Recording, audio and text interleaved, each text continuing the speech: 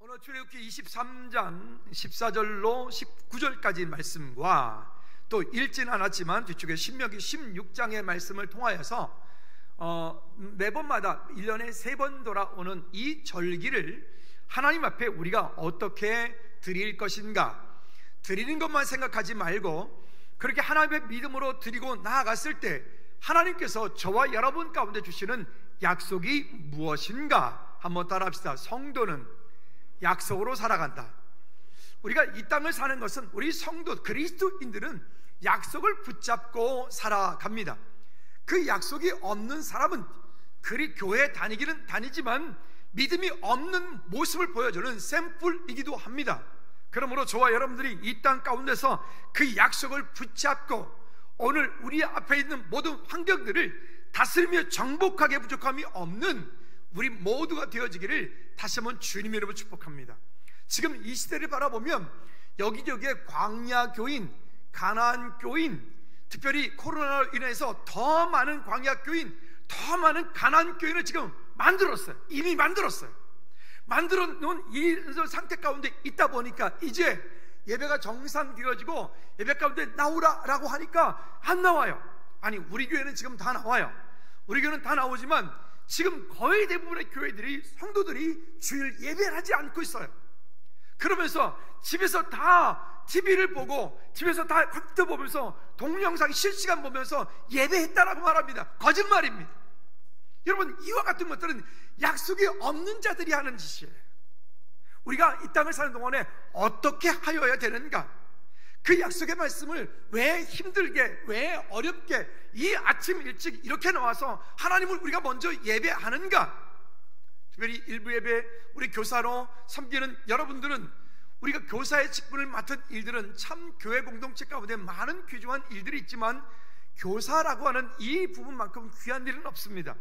여러분들은 저를 대신해서 우리 자녀들에게 말씀을 가르치고 말씀으로 세워가고 우리 자녀들에게 하나님의 자녀가 되어서 이 땅 가운데 어떻게 그 약속을 붙잡고 가게 하는지를 저를 대신해서 한번 따라합시다. 나는 김용호 목사를 대신해서 하나님의 말씀으로 자녀를 키워가는 교사다. 여러분, 제가 다 할 수 없기 때문에 여러분들이 그 맡은 일들을 감당하는 거예요. 그러므로 여러분들이 맡은 일들이 결코 작지 않다는 것, 여러분 믿음으로 꼭 고백하시기를 다시 한번 주님의 이름으로 부탁을 드립니다. 그러기 위해서는 내가 먼저 하나님을 사랑하는 자리에 있어야 돼. 그러기 위해서는 내가 먼저 그 약속의 자리에 있어야 돼. 그러기 위해서는 내가 먼저 하나님을 온전하게 예배하는 예배자가 되기를 다시 한번 주님의 이름으로 꼭 부탁을 드립니다. 뭐든 마찬가지인 게 그렇게 급하게 뭔가 되어지고 온전하게 드려지지 않으면 그냥 예배를 보는 거예요. 그 예배를 보는 것만 가지고 내가 의무를 다했다? 의무만 생각하지 말고 그것 이후에 하나님께서 우리 각 사람 가운데 약속하신 약속이 무엇인지를 붙잡고 믿음으로 그 길을 잘 감당하는 저와 여러분들 되어지기를 축복합니다. 여러분, 힘든데 왜 직장에 그렇게 지각하지 않고 열심히 잘 가십니까? 힘든데 아침에 잠도 좀 주무시고 싶으실 텐데 뭐 그렇게 꼭두 새벽에 일어나가지고 그렇게 아침 일찍 서둘러서 출근하고 왜 그렇게 합니까? 거기 뭐가 있죠? 한 달을 지나면 거기에 돈이라고 하는 것이 생겨지니까. 약속이죠. 만약 지금 한번 입장 바꿔놓은 생각, 여러분들이 출근하고 있는 그 직장 가운데서 여러분들이 한 달 내내 일해도 거기에 월급이 없어. 그럼 여러분 그렇게 가시겠습니까? 안 가겠죠. 그럼 뭐 가고 싶을 때 가겠죠. 하고 싶을 때 하겠죠. 근데 여러분, 혹시 우리 주일 예배하는 것, 우리에게 맡겨진 그 사명을, 교사로서의 사명을, 중직으로서의 사명을, 각 부서장들의 사명을 혹시 우리가 그렇게 하고 있지 않나요? 여러분, 이게 참 안타까운 마음들이 우리가 여기에 있어요. 만약 여러분 그 교회 오는 시간에 따라서 하나님께서 은혜를 어떤 사람에게는 100%, 어떤 사람에게는 60%, 어떤 사람에게는 30% 오는 시간에 따라서 차등을 둔다면 여러분 어떡하실래요? 아마도 그러면 30분 전에 미리 다 올걸요? 그러지 않겠어요? 꼭 그래야 되겠습니까? 어떻게 우리도 요즘에 교회들 보니까 교인 등록 카드라고 만들어 주더라고요. 하도 신천지 뭐 등등 이런 이단들 때문에 골치를 아프니까 교인 등록 카드를 만들어 가지고, 그래서 교인 등록 카드가 있어서 교회 입구에서 무슨 신천지도 아닌데 신천지들이 옛날부터 그랬거든요. 신천지들 교회 들어갈 때요, 지문 딱 체크 등록이 되어 있어야 문이 찍 열리고 들어갈 수 있었어요. 근데 이제는 한국 교회가 신천지 따라하는 것 같아.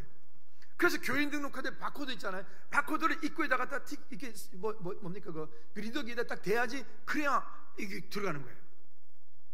뭐 꼭 이래야 되겠습니까?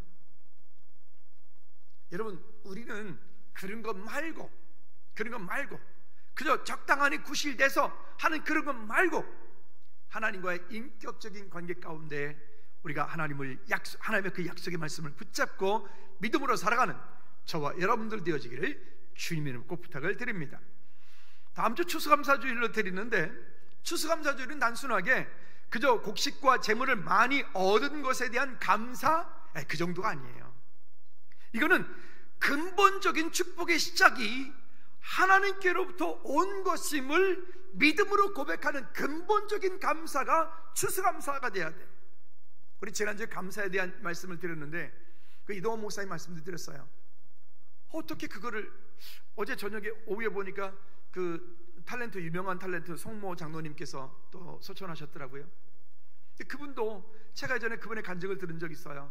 아들이 유학하고 이렇게 아들이 먼저 천국 갔어요. 하나님 나라를 보내고 났는데 그 장로님이 그러시는 거예요. 장례하는 가운데 이틀 됐을 때 배가 고프니까 자기 목구멍으로 밥이 넘어가더래요. 그러면서 그것 가지고 가슴을 찢으면서 자기가 이렇게 하나님께 한편 감사도 했지만 한편 그랬다면서 이야기하는, 참 이렇게 국민 아버지 이렇게 부를 정도로 했던 그분이 하나님 앞에 가셨구나. 그분도 연세가 벌써 80 이렇게 꽤 넘으셨더라고요. 그 모습 보면서 우리 모두가 다 그렇지 않겠습니까?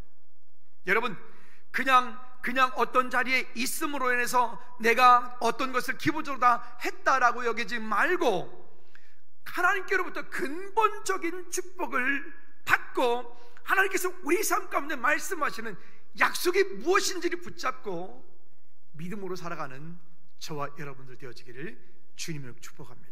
첫째는 추수감사 절기와 새 절기에 대한 이야기입니다. 우리나라와 중동지방과 또 미국 뭐 이런 그 각 나라마다 우리가 이제 어떤 환경이 다르고 그런 그 농번기라 그러죠.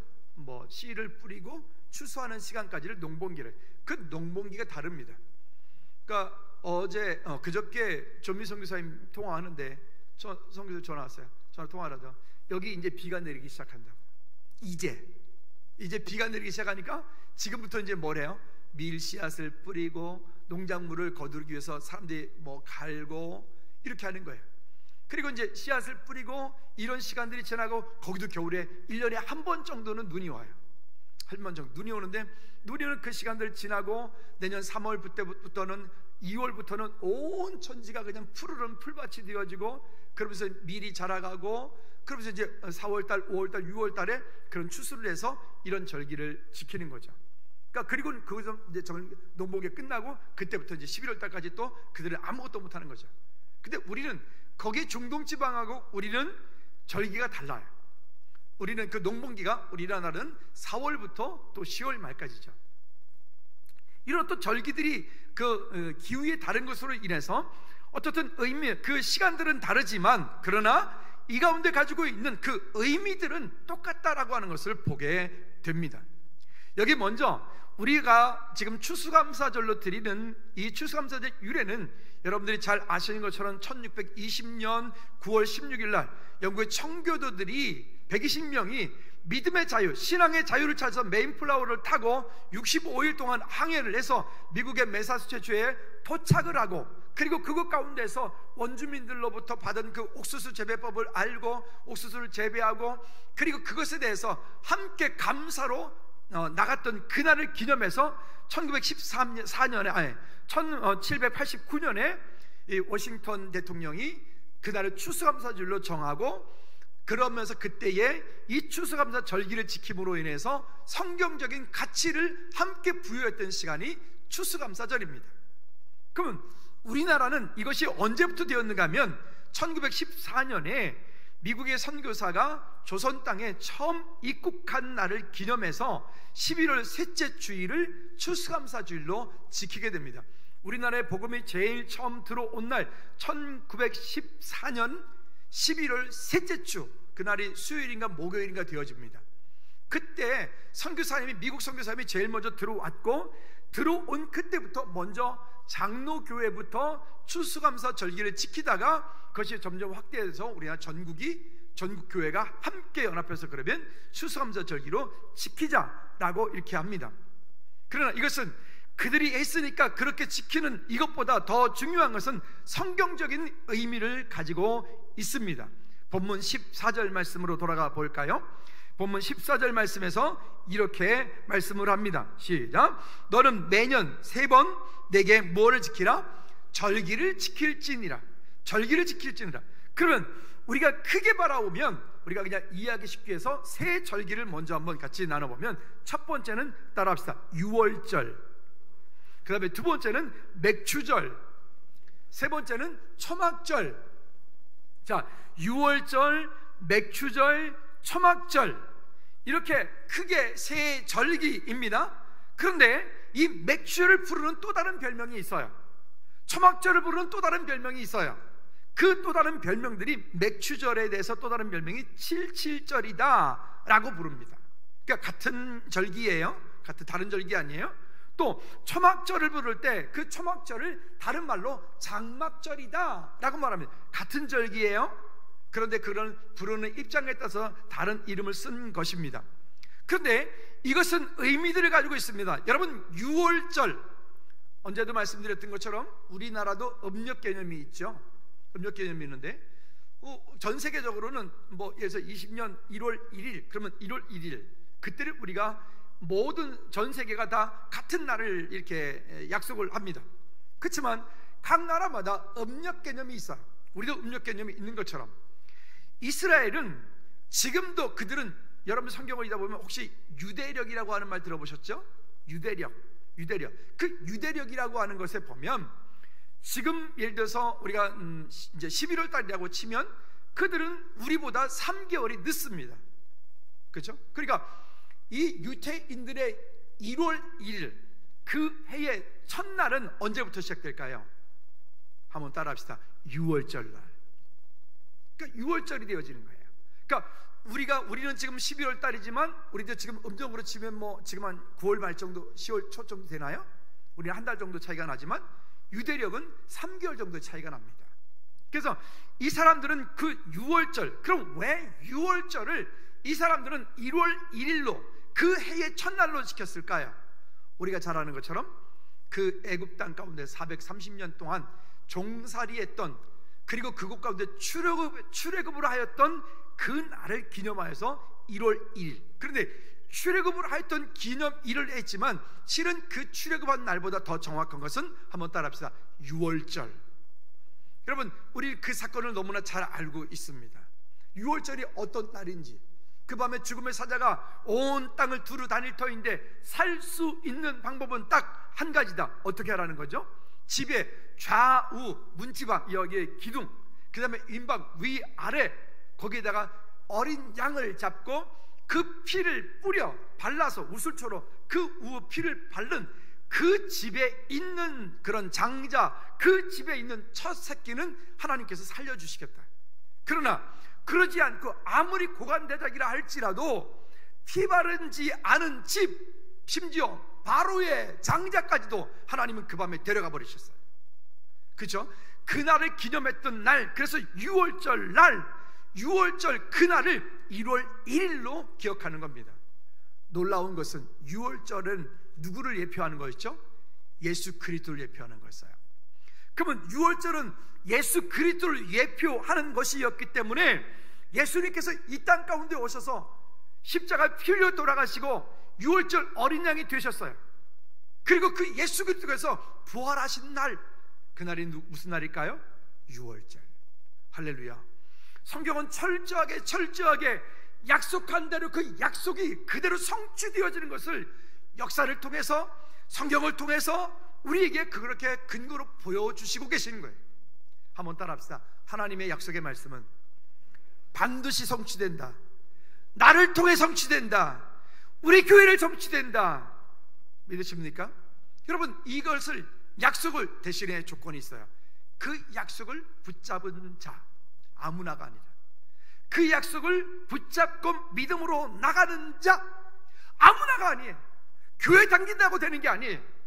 그 약속을 붙잡고 있는 자, 그 약속의 말씀대로 행하는 자, 뒤쪽에서 얘기할게요. 그리고 맥추절, 이 맥추절이라고 하는 것은 77절이라고도 하죠. 자, 신명기 16장 10절 말씀에 보면 이렇게 말씀합니다. 6월절이 지나고 나서 77에 49 그리고 50일이 되는 날을 말하는 거예요. 따라합시다. 6월절이 지나고 50일이 되는 날, 그날이 무슨 날이라고요? 맥추절, 그날을 77절이라고도 한다고요. 아멘. 자, 그날은 신명기 16장 10절 시작. 내 하나님 여호와 앞에 77절을 지키되 내 하나님 여호와께서 내게 복을 주신 대로 내 힘을 헤아려 자원하는 예물을 드리고. 그러니까 이 맥추절, 이 77절은요 우리나라로 치자면 우리 추석과 같은 그런 개념이 바로 요 맥추절이에요. 그러니까 이때는 본격적인 수확을 하는 게 아니라 이제 본격적인 수확을 하기 위해서 첫 열매를 거두는 시기예요. 미래 첫 열매를 거두는 시기, 요 때를 맥추절, 77절. 근데 여러분, 예수님께서 이 땅 가운데 오셔서 십자가 피 흘려 돌아가시고 그리고 부활하시고 언제 성령이 불같이 임하였죠? 오순절날, 그렇죠? 근데 그 오순절날이 예수님 부활하시고 나서 며칠 되었을 때? 50일 되었을 때. 할렐루야. 그래서 여기 맥추절날 77절이라고 하면 그 맥추절, 그때는 그날을 우리가 오순절, 성령 강림하신 그날입니다. 그러면 왜 그날과 그날이 정확하게 맞을까요? 이유가 뭘까요? 그건 하나님의 약속입니다. 그 약속을 바라는 자들에게 그 약속대로 주시며 약속하신 은혜가 거기 있기 때문에 그렇습니다. 근데 아직 하나 남은 게 있죠. 세 번째는 초막절이라고도 하고, 그 초막절의 다른 말로 장막절, 즉 모든 곡식을 다 추수하고 탈곡한 이후에 창고를 지어서 그 창고에 거두어 드린다. 그래서 장막절이라고 말하는 거예요. 그 장막절은, 자, 신명기 16장 13절 말씀에 시작. 너희 타작 마당과 포도주 틀의 소출을 거두어 드린 후에 이래 동안 초막절을 지킬 것이요. 그러니까 이 장막절, 초막절, 여러분, 이것은 마지막 모든 것을 다 추수한 이후에 하나님께 이래 동안, 일주일 동안 감사로 찬양하고 축제하는 날이에요. 이게 추수감사절의 유래가 여기에부터 초막절, 장막절이 지금의 추수감사절과 같은 의미를 가지고 있는 거예요. 근데 여러분, 이건 또 다른 의미가 있어요. 이거는 사실은 앞으로 장차 되어질 일 중에 한 가지, 무엇이 남아있죠? 예수 그리스도의 재림의 사건과 연관성이 있습니다. 이때는 우리가 지금 알 수 없어요. 언제일지. 아니, 제가 여러분 뉴스 보셨나요? 이만희가 보석을 해달라고 청구를 했어요. 근데 보석한 내용이 뭔지 아세요? 자기 건강이 심히 지금 힘들고 거기 죽을 것 같다. 그래서 죽을 것 같아서 그거 못 살겠으니까 지금 날 내보내달라. 아니, 영생불사한다며. 아니, 신천지 이만희 안 죽는다 그래서 지가 안 죽는다 했다고 자기는 영생불사한다 그랬다니까요. 근데 자기 죽을 것 같아서 차라리 거기서 자살하고 싶다고 말할 정도로 그랬다는 거. 그래, 뉴스 나왔죠? 보셨어요? 이 신천지인데 그걸 보고도 신천지를 다녀? 이만희 곧 죽어. 그죠? 이만희 곧 죽는다니까요. 참네. 그래서 뉴스를 보고 참 웃긴다 정말. 영생불사한다며. 자기가 신이면은 그러면 보석을 신청할 거 뭐 있어? 그냥 뿅 해가지고 맞고 나오면 되지. 자기가 신, 하나님이라며. 웃기지도 않아서 정말. 여러분, 거짓되고 가증한 것들에 우리의 마음과 생각을 빼앗기지 않기를 꼭 부탁을 드립니다. 여러분, 그러니까 이 절기는요, 우리 그리스도인들에게 있어서는 그냥 단순한 게 아니에요. 이 절기는요, 우리가 그냥 한번 연례 행사가 아니에요. 아까 제가 서두에 이런 말씀드렸습니다. 그냥 단순하게 곡식과 재물을 얻었다고 감사하는 그 정도가 아니라, 한번 따라합시다. 근본적인 감사. 여러분, 그 근본적인 축복을 붙잡는 것이, 그 감사를 하는 것이 바로 이 절기를 지키는 거예요. 근데요, 성경에 보니까 이런 얘기가 나와요. 무슨 얘기가 나와요? 스가랴 14장 16절 19절 말씀에 보면, 그러면 이 절기를 지키지 않으면 어떻게 되느냐? 한번 볼까요? 16절 시작. 예루살렘을 치러 왔던 이방 나라들 중에 남은 자가 해마다 올라와서 그 왕의 만군의 여호와께 경배하며 무엇을 지킬 것이라? 초막절. 아까 말씀드렸던 그 장막절입니다. 이 절기를 감사에 지키는 것, 그 땅 가운데 있는 이방인이 되었던, 원수가 되었던, 누가 되었던 그 땅에 있는 모든 사람들은 이 초막절, 장막절을 지킬지니라. 객이라도 이웃이라도 다 지킬지니라. 자, 그리고 17절에 시작. 땅에 있는 족속들 중에 그 왕 만군의 여호와께 경배하러 예루살렘에 올라오지 아니한 자들에게는 뭐를? 비를 내리지 아니할 것인즉. 여러분, 여기 보십시오. 우리가 아무리 이 땅 가운데 잘 살려고 애쓰고 힘쓰고 돈을 모으고 등등등등 모든 걸 다 해도요, 죄송하지만 하나님께서 그 땅 가운데 그렇게 이른 비와 늦은 비로, 은혜의 단비로 부어주시지 않으면 소용없어요. 진짜 소용없어요. 나름대로 해서 그냥 사는 거에 살겠죠. 근데 하나님의 은혜를 깊이 경험하기에는 한계가 거기 있는 거예요. 여기 이렇게 말하잖아요. 그런 사람들에게는, 그런 자들에게는 비를 내리지 아니할 것인즉. 제가 이 중동 지방의 기후에 대해서 여러 차례 말씀드렸어요. 여러분, 그 땅은 정말 이게 비가 내리지 않으면, 아니, 그 땅은 어떤 땅이라고요? 간조한 땅이라, 메마른 땅이라. 그 땅은 물을 할 수 없는 땅이라고요? 가둘 수 없는 땅이라. 여러분, 이 중동지방, 예루살렘을 중심해가지고 중동지방에 있는 그 땅들은, 그 땅엔 저수지가 없어요. 우리나라는 여기저기 저수지가 있잖아요. 4대 강도 있고, 그렇죠? 우리는 참 좋은 나라예요. 그러니까 얼마나 감사한 거예요. 근데 이렇게 물을 가둘 수 없는 곳에는 결국 그 식물이 자라려면 무엇밖에 방법이 없어요. 하늘로부터 이슬이 내리고 비가 내리는 것 외에는 다른 방법이 없어요. 근데 여러분 보십시오. 아무리 힘쓰고 애써서 무엇인가를 그렇게 열심히 하는데, 그렇게 뭔가 열심히 살았는데 아니, 모이지 않아. 마치 밑빠진 독에 물붓기처럼 뭔가를 하고 있는데, 하고 있는 그 가운데에 뭔가가 발전이 없어.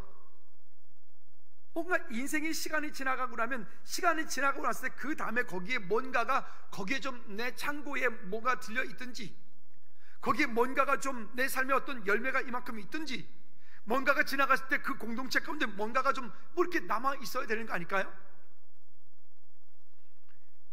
제가 직접 물을게요. 여러분 통장에는 얼마나 남아 있으신가요? 지난주에 우리 옆에 이 차단기를 이렇게 하나 만들어 놨는데, 주차 하나 만들, 어떤 분이 그걸 어떻게 하다가 그거를 세워진 상태에서 모르고 그냥 후진하다가 그냥 딜이 받아가지고 그게 찌그러져가지고 망가졌어요. 그게 작동이 안 돼. 이제 그분이 이제 저한테 찾아가지고 미안하다 하면서, 그래서 웬만하면 고쳐 쓰려고 두드려가지고 이렇게 했더니만은 한쪽은 되는데 한쪽이 안 올라가. 그래서 거기다 물어봤더니 그렇게 강제로 내렸기 때문에 그 안에 기어가 있는데 기어가 다 우두둑 나갔기 때문에 그런 수리가 불가능합니다. 그래서 그분이 이제 그러면 그 기값을 주기로 하고 그 값을 받는데, 제 앞에서 바로 핸드폰을 딱 꺼내시더니 이렇게 툭 누르는데 보니까, 내가 보려고 본 건 아니고 잔금이, 통장 잔액이, 이분이 그냥 이거는 제가 그냥 자기가 평상시에 쓰는 그냥 생활비 통장이래요. 그럼 내가 생활비 통장에서 금방 드릴게요 그러더니 통장 잔액이 3천 몇백만 원이 있더라고요. 생활비 잔액이. 우와. 나는 지금 생활비 통장 잔액이 지금 마이너스 3천만 원인데, 아버지 아니 그 자리에서 목사님 걱정하지 마세요, 제가 바로 보내드릴게요. 그거 바로 주문하세요. 그래가지고 헤드폰을 딱 꺼내더니 통장 잔액이 3천 몇백만 원. 이야, 나는 통장 잔액이 마이너스 3천만 원인데 이게 어쩌 아버지. 볼까요?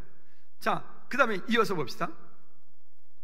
그래서 그 가운데 하나님께 하늘로부터 하나님께서 주시는 은혜의 비가 거기에 내리지 않으면요, 이게 우리가 아무리 힘쓰고 했어도 안 돼. 우리는 그러면 이렇게 하잖아요. 하나님 제가 지금 없어서요. 아니요, 그 없어서라고 하는 것도 어쩌면 핑계입니다. 여러분, 절기를 하나님 앞에 믿음으로 구별하여 들으시기 바랍니다. 19절 말씀도 이렇게 말씀합니다. 시작. 애굽 사람이나 이방 나라 사람이나 초막절을 지키러 올라오지 아니하는 자가 받을 벌이 그러하니라. 그게 벌이래요. 비가 내리지 않는 게 벌이에요. 우리는 그게 실감이 안 가잖아요. 우리 뭐 수도꼭지 틀면 물 마음대로 나오지, 뭐 아무 때나 여기저기 수도꼭지 물 막 주지, 우리는 그게 실감이 안 나는 일이지만 중동 지방에서는 이거는 아주 생명과 직결되는 문제란 말이에요. 그러니 여러분, 우리 안에 있는 이 풍성함들을 우리가 믿음으로 잘 회복하고 갖고 나갈 수 있기를 부탁을 드립니다.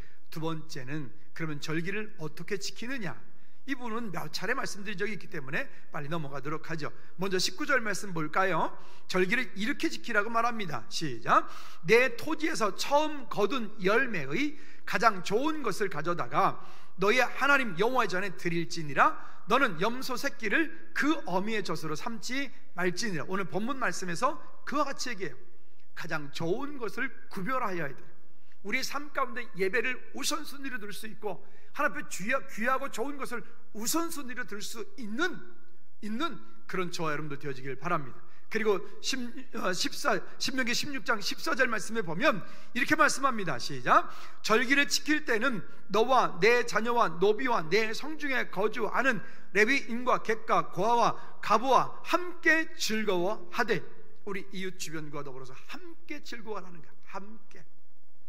어제 김 집사님 결혼식 이렇게 은하자매가 결혼하는 모습을 보니까 우리 김 집사님 얼마나 좋아들 하시는지, 마치 이렇게 딸을 안 주고 싶어하는 그런 아버지의 마음, 이렇게 참 그것이 축복이다, 은혜다라고 하는 생각이 들더라고요. 여러분, 하나님께서 주신 그 모든 일들은, 그래서 결혼하면 예전에는요 3일씩 동네 사람들을 밥을 먹이고, 좀 잘 사는 사람이 일주일을 갖다가 동네 사람들 밥을 먹였거든요. 여러분 잘 모르시는 건, 우리 동네에서 권사님 그랬죠. 진짜 예전에는요, 시골에서 만약에 누구 집에 결혼한다 그러면 기본 3일을 밥을 먹였대요. 동네 사람들을요. 밥을 3일을 먹여, 음식하면서 먹이고, 또 갈 때 또 한 주먹씩 싸주면서 또 먹이고, 그다가 돼지고기 먹고 탈라가지고 힘들기도 하고 그랬지만 어쨌든 그렇게. 그래서 이런 일이 있을 때는 우리만 기뻐하는 게 아니라 함께 즐거워하는 것.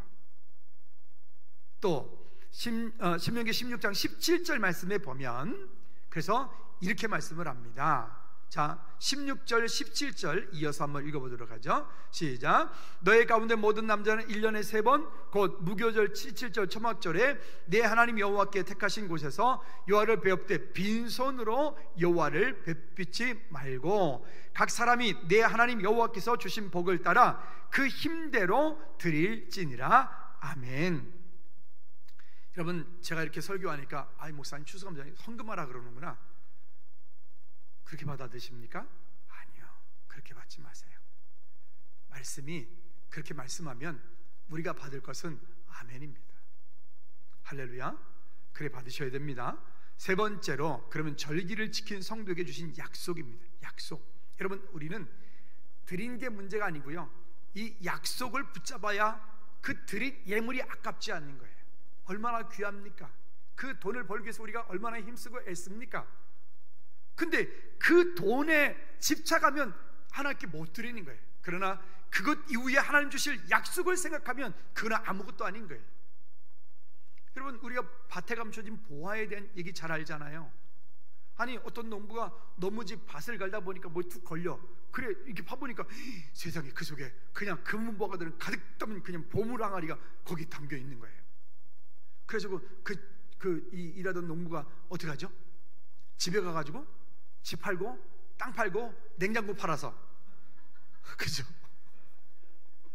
집 팔고 땅 팔고 냉장고 팔아가지고 다 팔아가지고 그 밭을 주인에게 높은 값을 주고 사잖아요. 왜 그렇게 해야 돼요? 무엇이 있어서요? 그 밭에, 채은이도 알아, 그 밭에 뭐가 있어서? 보화가 있어서. 여러분, 하나님께서 우리에게 주신 그 약속이 얼마나 소중한지, 그것을 내 마음속에 어떤 가치를 먹이느냐에 따라서 우리의 삶의 믿음의 고백은 달라질 것입니다. 히브리서 6장 17절 말씀에 보면 그래서 이렇게 말씀을 합니다. 같이 한번 읽어볼까요? 히브리서 6장 시작. 하나님의 약속을 기업으로 받은 자들에게 그 뜻이 변하지 아니함을 충분히 나타내시려고 그 일을 맹세로 보증하셨나니. 하나님의 약속을 기업으로 받는 자들에게 그 뜻이 변하지 아니함을 충분히 나타내시려고 그 일을 어떻게 하셨다는 거예요? 하나님께서 그 일을 맹세로 보증해 주셨대요. 여러분, 이게 약속이에요. 이 약속을 붙잡고 가는 우리 즐거운 교회 모든 식구들 되어지기를 다시 한번 주님으로 꼭 부탁을 드립니다. 뿐만이 아닙니다. 출애굽기 23장 우리가 22절 말씀에 보면요, 너무 재미있는 말씀이 나와요. 같이 읽어볼까요? 시작. 내가 그의 목소리를 잘 청종하고 내 모든 말대로 행하면 내가 내 원수에게 원수가 되고 내 대적에게 대적이 될지라. 쉽게 말하면 이런 거예요. 나의 원수가 누구의 원수? 하나님의 원수. 나의 대적이 누구의 대적? 하나님의 대적. 아니 여러분, 이게 너무 재밌는 거 아니에요? 그죠? 나의 원수가 너 그러니까 우리가 누구를 미워하면 안 돼. 그죠? 너 용서를 안 하면 안 돼요. 왜 그러면 내가 용서 안 하면 내가 용서 안 한 것 때문에 누가 왼수가 돼요? 그 사람하고 하나님하고 원수가 되면 이거 곤란한 일이에요. 이거 심각한 일이에요. 혹시 여러분 용서 못하는 사람이 있거들랑 용서해 주세요. 여러분들 용서 안 하면 하나님의 왼수야. 나의 원수는 괜찮아. 나의 원수는 괜찮은데 문제는 내 원수가 하나님의 원수가 돼버리는 거예요. 내 대적이 하나님의 대적이 돼버리는 거예요. 이게 약속 아닙니까?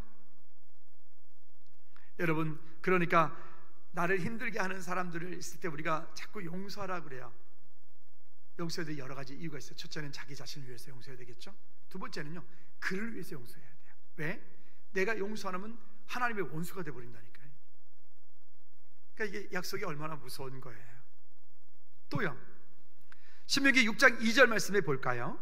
그렇게 하나님 앞에 절기를 지켜나갔을 때 하나님이 어떤 은혜를 주시는지 6장 2절 시작. 곧 너와 내 아들들과 내 손자들에게 평생에 내 하나님 여호와를 경외하라. 내가 너희에게 명한 그 모든 규례와 명령을 지키게 하여 위한 것이며 또 내 나를 뭐하게? 장구하게 하기 위한 것이니라. 내 나를 장구하게 하기 위한 것이니라. 여러분, 하나님께서 우리 삶 가운데 주신 은혜들을 인하여 감사하고 찬양하고 영광 돌리는 저와 여러분들 되어지기를 축복합니다. 또 신명기 7장 12절 말씀 13절 말씀에 이렇게 말씀을 합니다. 시작. 너희가 이 모든 법도를 듣고 지켜 행하면 내 하나님 여호와께서 내 조상들에게 맹세하신 언약을 지켜 내게 은혜를 베푸실 것이라. 그래서 13절 시작. 곧 다시 보면 여기 이렇게 말해.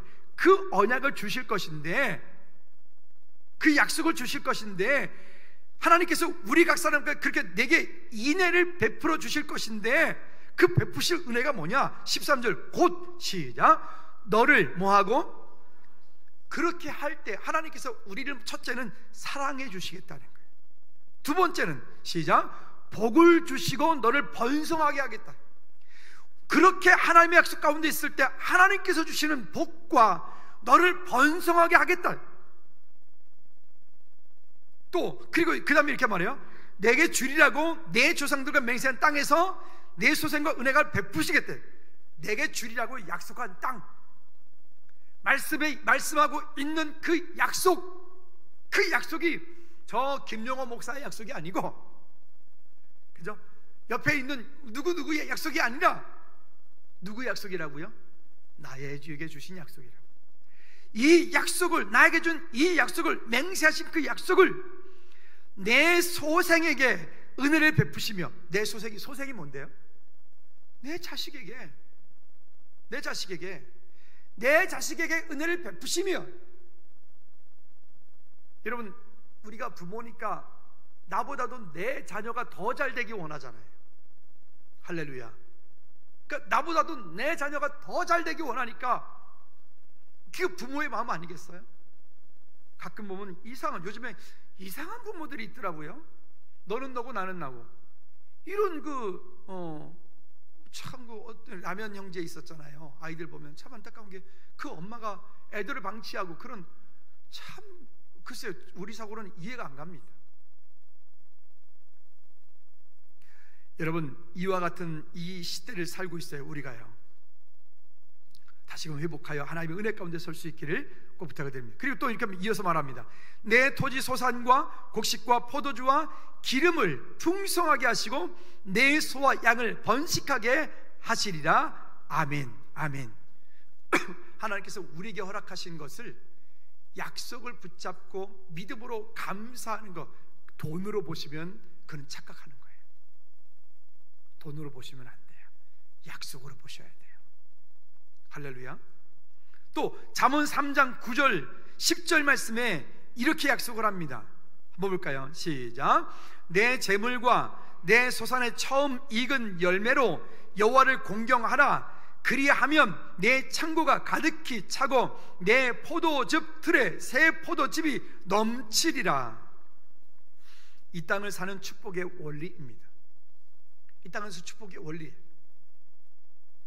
이렇게 우리 청년들이 이제 직장을 이렇게 쭉 다니다가 첫 직장에서 첫 월급을 받아서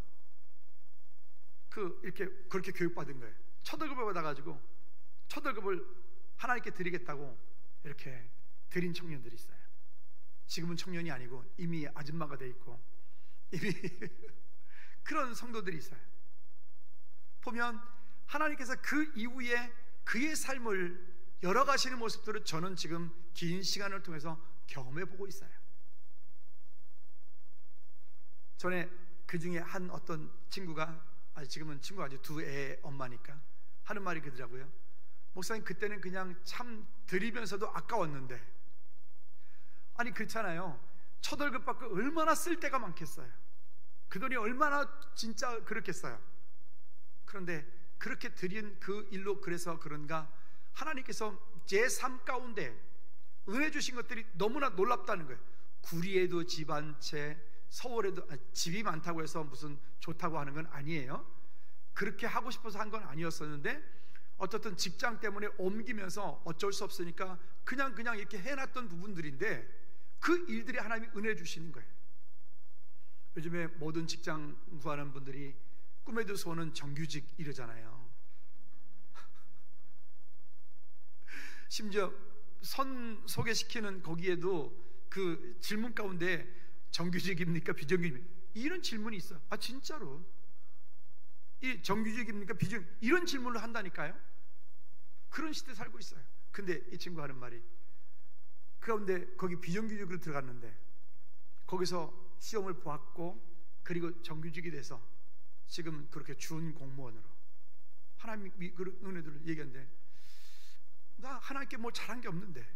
그랬더니 하는 말이, 생각해 보니까 그랬대요. 그렇구나.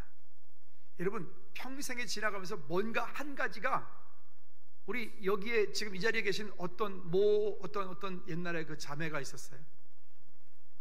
자기 집 전세 다 빼가지고 하나님께 건축원금 드렸던. 그래서 그런가 그 집은 어디 가든 참 집이 당첨이 잘 돼. 할렐루야. 여러분요, 이거는 웃자고 하는 얘기가 아닙니다.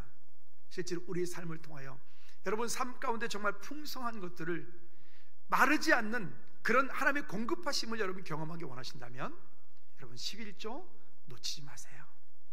그리고 절기가 왔을 때 이런 절기에 하나님 앞에 여러분 돈으로 보지 말고 그것을, 이 약속을 붙잡고 믿음으로 감사해서 이 땅에 사는 축복의 원리가 무엇인지를 바라볼 수 있기를 주님 이름으로 꼭 부탁을 드립니다. 그 다음에요, 마지막입니다. 본문 23장 31절 말씀에 보면 이렇게 말합니다. 시작. 내가 내 경계를 홍해에서부터 블레셋 바다까지, 광야에서부터 강까지 정하고 그 땅의 주민을 내 손에 넘기리니 내가 그들을 내 앞에서 쫓아낼지라. 아멘. 하나님의 약속은 지키라고 있고요, 그 약속을 지킨 사람에게는 하나님이 이와 같은 축복과 이와 같은 약속을 주시겠다 했어요. 여러분, 이 약속이 우리 모두의 축복의 주인공들이 되기를 주님의 이름으로 축복합니다.